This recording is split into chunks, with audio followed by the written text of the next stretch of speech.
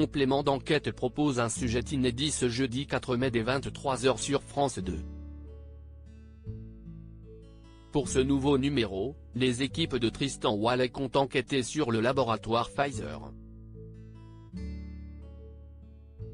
Dans un extrait que Télé Loisirs vous propose de découvrir en avant-première, on découvre que des lobbyistes ont fait pression sur Angela Merkel. Le travail d'enquête continue pour la rédaction de compléments d'enquête. Ce jeudi 4 mai 2023, Tristan Walek propose un numéro inédit de son programme Choc dès 23h. Après des reportages consacrés au business des influenceurs installés à Dubaï, des courses hippiques entachées de soupçons de triche et de dopage ou encore aux abus sexuels dans l'église, le magazine d'information de France 2 s'attaque aux méthodes du laboratoire Pfizer. Dans l'extrait en avant-première de l'émission à retrouver en haut de cet article, on découvre notamment le travail de sape des lobbyistes sur le gouvernement allemand.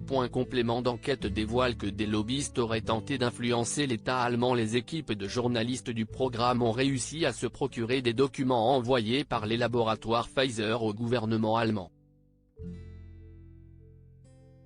Le sujet évoque que les ministres de la Santé, de la Justice et de l'Économie ont reçu des dizaines de mails.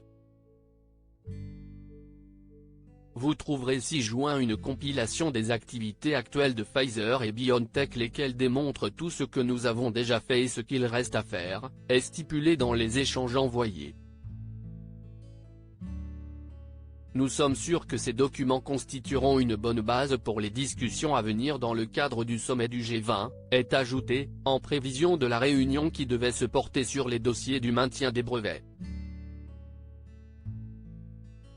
Angela Merkel était une interlocutrice privilégiée de BioNTech. Le patron de BioNTech, le germano-turc Ugur Sahin, s'est également entretenu par courriel avec la plus haute dirigeante allemande de l'époque, la chancelière Angela Merkel.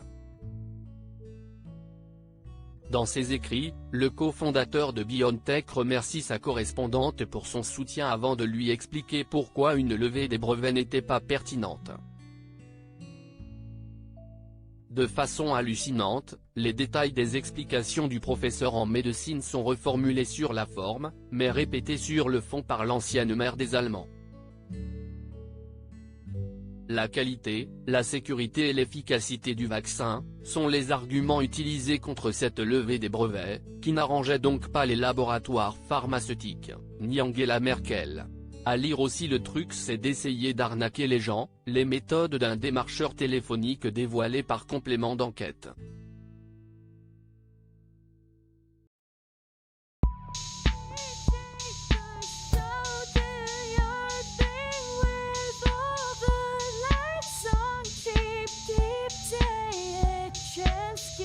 Keep